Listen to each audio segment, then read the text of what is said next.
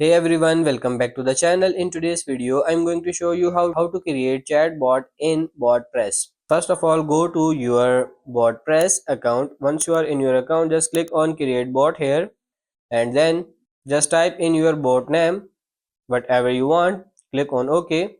Now it's loading. We just need to wait.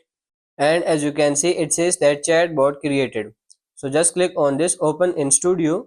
Now from here you can either click on quick start to create your bot as fast as possible. You are going to begin with a quick interactive setup with a Botpress assistant. So if you want to start from scratch, you just need to click on this one, and then there are other templates as well, like that GPT clone, customer support, phone sales agent, and cells, for example. So let's say for example I'm going to select this one, the chat GPT one. Click on it and click on use template. Okay, as you can see, now it's done. So just to check if your chat GPT clone is running smoothly, just click on test your bot here.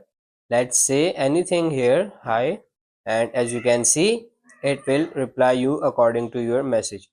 So that's pretty much it for this video. That's how to create chatbot in Botpress. I hope this video was helpful. If it is, like it and subscribe to the channel. Thank you.